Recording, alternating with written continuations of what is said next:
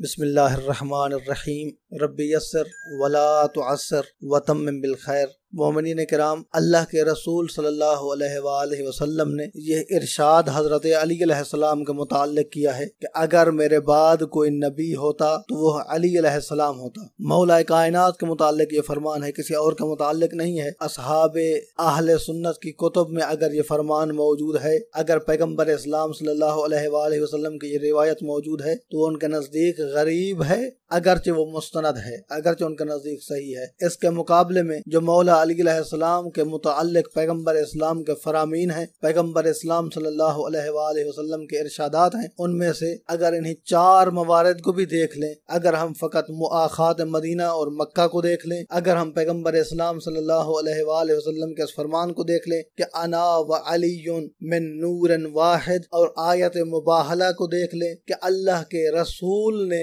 اپنی جان حضرت علی علیہ السلام کو قرار دیا ہے، اور اللہ کے قرآن نے بھی اس کی تصدیق کی ہے کہ پیغمبر اسلام صلی اللہ علیہ وآلہ وسلم کی جان اگر کوئی شخصیت ہے تو وہ حضرت علی علیہ السلام کی ذات ہے، تو پیغمبر اسلام کا بھائی بننا دلالت کرتا ہے کہ اللہ کے رسول جیسا مزاج علی علیہ السلام کے پاس ہے۔ پیغمبر اسلام کا یہ فرمانا انا وعلی من نور واحد دلالت کرتا ہے اس بات کے اوپر کہ مولا علی علیہ السلام پیغمبر اسلام کا حصہ ہے۔ جو پیغمبر اسلام کا حصہ ہو وہ زیادہ استحقاق رکھتا ہے کہ اس کے بارے میں اللہ کے رسول یہ ارشاد فرمائے اگر میرے بعد کوئی نبی ہوتا تو یہ ہوتا۔ پیغمبر اسلام صلی اللہ علیہ وآلہ وسلم کا یہ فرمان تو سنی شیعہ کتابوں کے اندر موجود ہے۔ سرکار ارشاد فرماتے ہیں کہ یا علی انت منی بمنزلت ہارون من موسیٰ الا انہ لا نبی بعدی، یا علی تیری منزلت میرے نزدیک وہی ہے جو حضرت ہارون کی حضرت موسیٰ کے نزدیک تھی، لیکن الا انہ لا نبی بعدی، لیکن میرے بعد کوئی نبی نہیں ہے۔